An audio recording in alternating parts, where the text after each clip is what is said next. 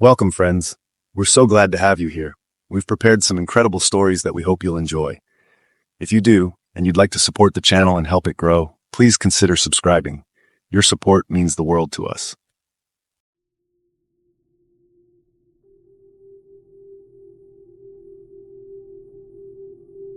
I've never been the kind of guy who gets lucky with women. I'm not ugly, but I'm not turning heads either.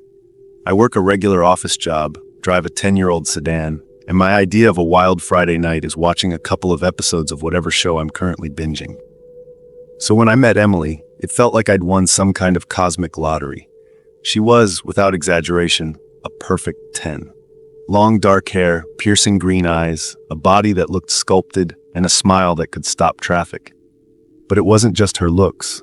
She was smart, funny, and actually seemed interested in me. I kept waiting for the moment she'd realize she could do so much better, but it never came. For the first few months, things were amazing. We went on weekend trips, she laughed at my dumb jokes, and for the first time in my life, I felt like the guy who had it all. But then, little things started happening. It started small. One night, we were at a bar with some friends, and the waitress, a girl in her early 20s, was just doing her job, being polite, taking our orders, nothing out of the ordinary. But when she left, Emily's expression darkened. "She was all over you," she muttered, swirling her drink. I laughed, thinking she was joking. "What?" She literally just asked if I wanted a refill. Emily didn't smile. She was flirting. I could see it. It was such a weird thing to get upset about, but I let it go. She wasn't the type to yell or throw tantrums. If anything, she got quiet, cold, and distant. It was unsettling. A few weeks later, I got a message from an old college friend, Lisa.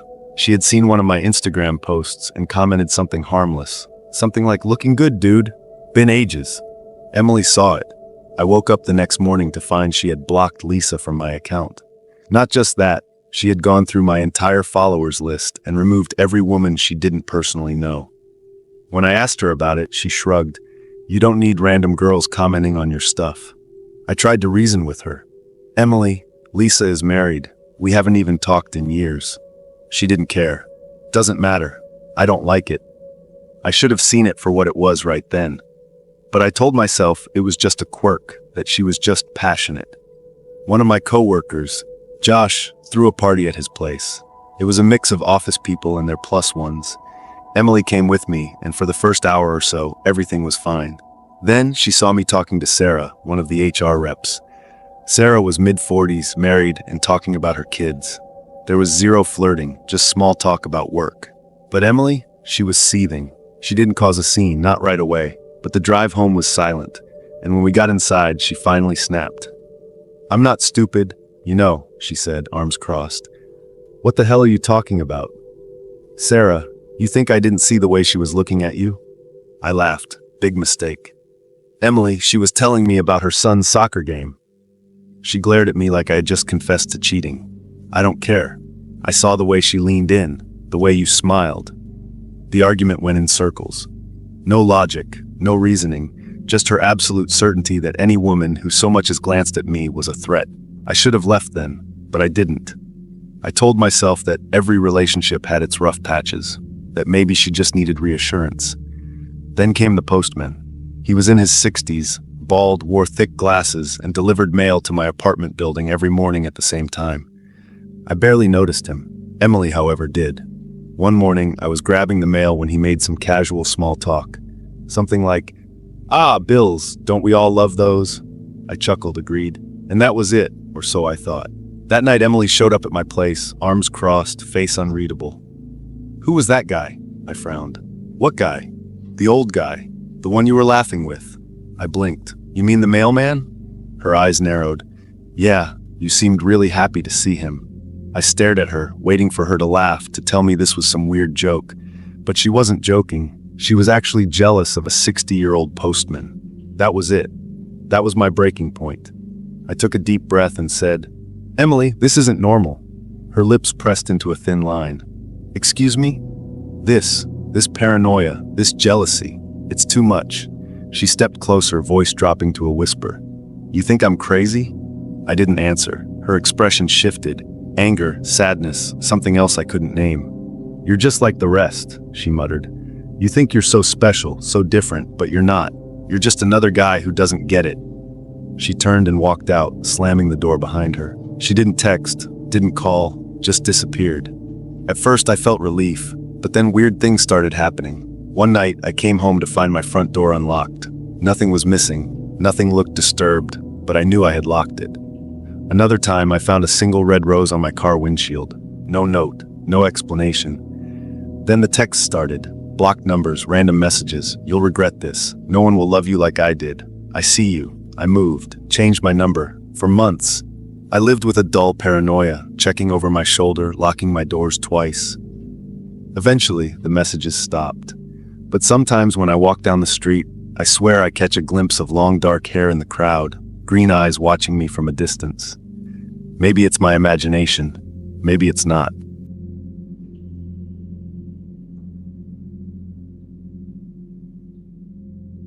I never imagined that falling for a UFC fighter would feel like signing up for a fight I couldn't win. But there I was, head over heels for Serena, someone whose presence was as intense and explosive as the roar of the crowd on fight night. I was an average guy, a steady job, a modest apartment, quiet life, punctuated by the occasional weekend movie night. Then Serena walked into my world. I met her at a local charity event, where she was volunteering after a fight.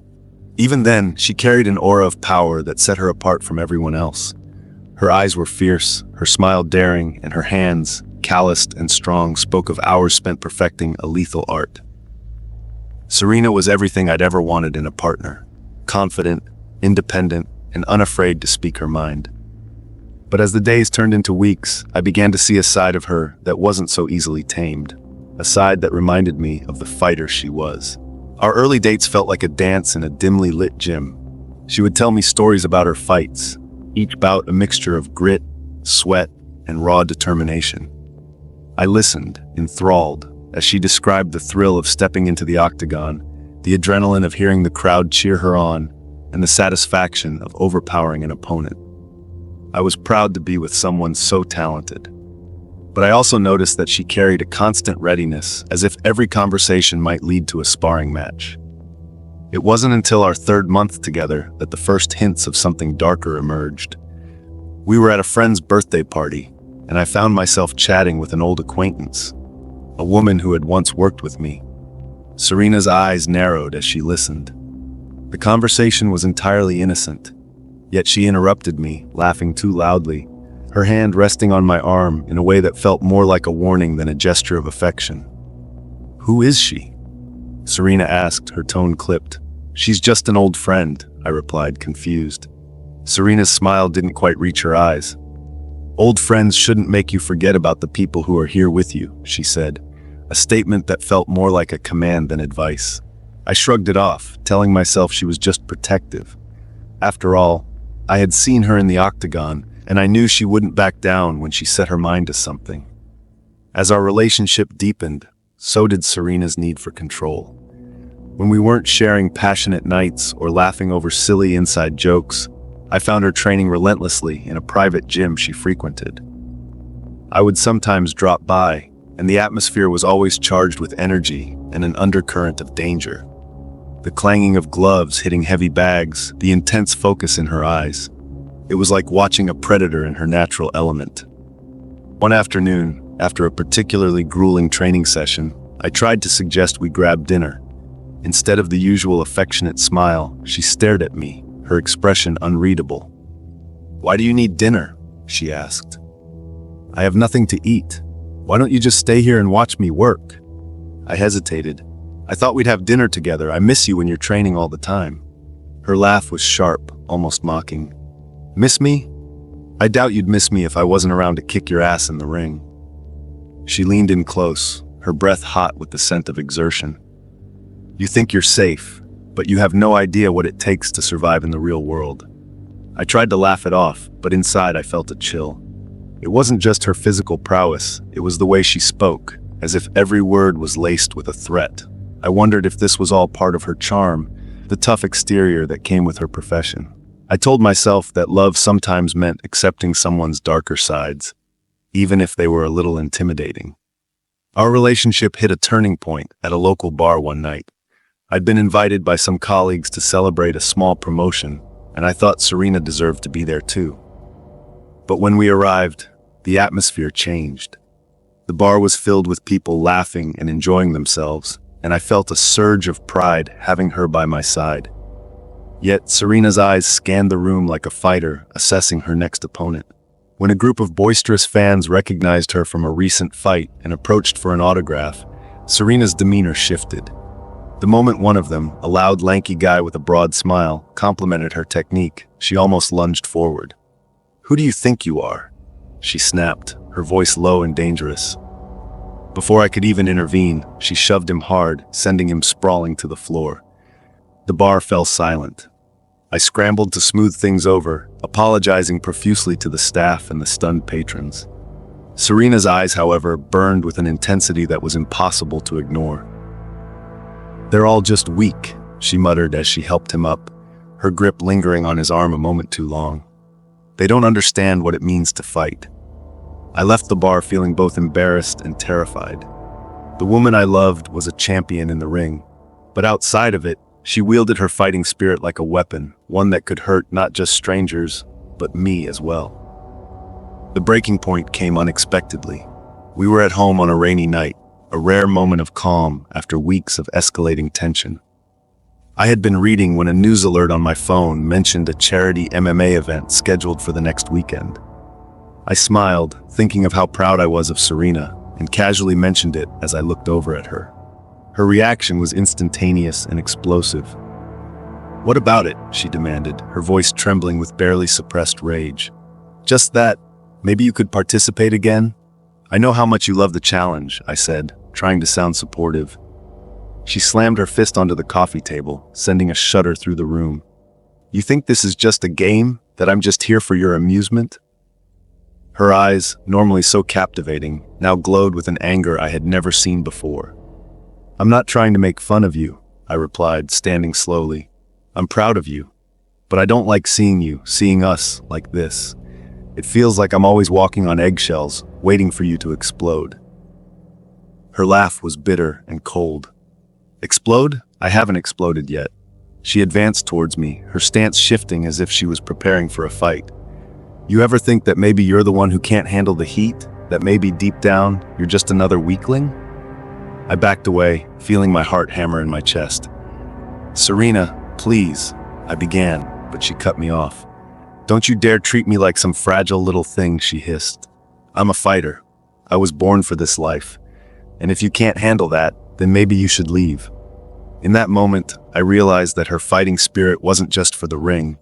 It was woven into every fiber of her being, and it was turning against me. I left that night with nothing but a heavy heart and a deep-seated fear. Over the following days, she became a ghost. Calls went unanswered, texts left unread. I tried to convince myself that maybe, with time, things would return to the way they were. But deep down, I knew I had narrowly escaped a relationship that could have turned lethal. In the months that followed, I was haunted by the memory of Serena. I'd catch glimpses of a figure that reminded me of her in the dim light of dusk, or hear a distant shout that made my skin crawl. I sometimes wondered if her fierce nature was a blessing or a curse, a reminder of the unpredictable and dangerous side of love. I started to notice small things, a missing set of keys here, an oddly rearranged apartment there. At first I dismissed them as coincidences, but then came the messages, a terse text from an unknown number reading, "Don't think you're safe, I'm always watching." The words chilled me to the bone, and I knew that Serena, even in absence, had left a mark that wasn't so easily erased. My friends urged me to press charges, to get a restraining order, but there was a part of me that couldn't let go, the part that had once believed I could change her, that love could tame even the fiercest warrior. In the end, I realized that some battles aren't meant to be fought with fists or words.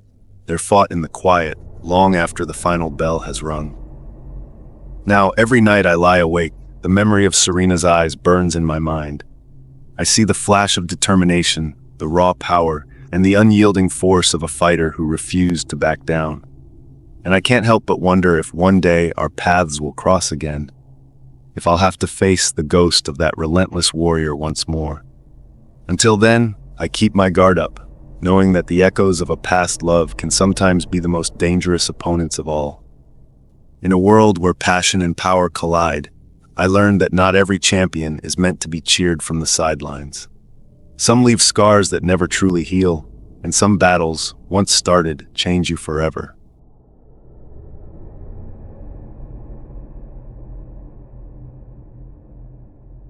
I never thought my life could unravel in a single night. I always considered myself an average guy, steady job, simple pleasures, and a heart that beat for Lily, the cutest, kindest girlfriend I could ever imagine. With her sparkling eyes and an ever-present warm smile, she had a way of making every day feel like a gentle dream. Yet as life often proves, even the sweetest dreams can turn bitter. It started innocently enough. One Friday evening, Lily had invited a few friends over for dinner. Among them was Mia, one of Lily's oldest friends, a vivacious, confident woman with a mischievous glimmer in her eye. I'd met Mia a couple of times before, always struck by her playful energy, but I'd never imagined that energy would lead us down a dangerous path. After dinner, as the evening wore on, Mia and I found ourselves lingering in the living room. The conversation flowed easily. The wine made our laughter freer, and I was beginning to forget the world outside that warm, intimate setting.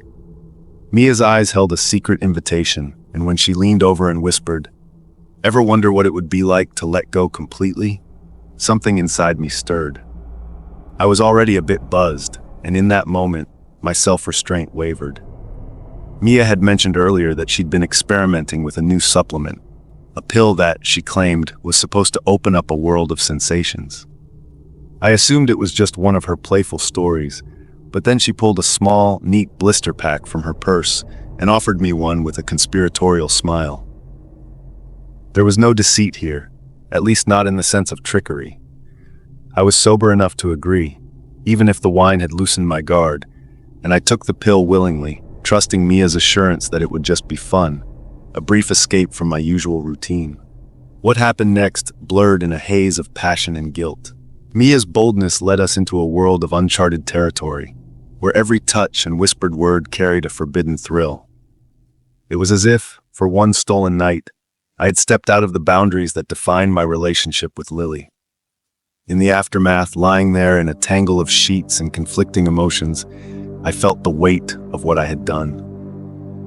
I knew I had betrayed Lily, even if the encounter had been consensual and even exhilarating in its own right. I tried to rationalize it.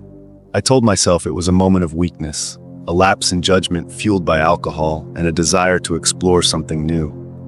But guilt, once planted, grows relentlessly. I was certain that the truth would eventually find its way to Lily. That inevitable moment came sooner than I expected. A couple of weeks later, I returned home from a late night at work to find the living room lights on. The soft hum of conversation made it clear I wasn't alone. As I stepped into the foyer, my heart dropped to the floor. There in the center of the room, Lily stood, her eyes red from tears, her posture trembling with a mixture of shock and heartbreak. And beside her, unmistakably, was Mia, wrapped in a blanket of disarray. I froze, caught in a tableau of my own making, the evidence of my betrayal laid bare before me. Lily's voice wavered as she asked, "How could you?" The accusation wasn't loud, it was simply the raw, honest hurt of someone who loved deeply and had been blindsided. In that charged moment, something unexpected happened. Instead of erupting in anger or leaving me on the spot, Lily did something I never saw coming. She forgave me. For reasons I struggled to understand, she wrapped me in a hug, whispered that everyone makes mistakes, and told me to fix what was broken. I clung to her forgiveness like a lifeline, desperate to reclaim the innocence I'd shattered. I promised myself and her that I would do everything in my power to rebuild the trust that I had so recklessly destroyed. In the weeks that followed, I thought our bond would heal. I immersed myself in making amends, therapies, heartfelt conversations, and daily reminders of how deeply I loved her. Lily accepted my contrition with grace, always wearing that gentle, forgiving smile. Yet beneath that kindness, I began to sense a quiet intensity in her gaze, a determination that I couldn't quite decipher. One evening, as I returned from another long day at work, I noticed small things out of place. My wallet missing for a moment only to reappear on my desk, a note tucked into my bag that read simply, "Remember who you hurt." At first, I dismissed these as the remnants of her hurt feelings, echoes of a painful night. But over time, the signs multiplied. Lily started orchestrating subtle changes in our home life.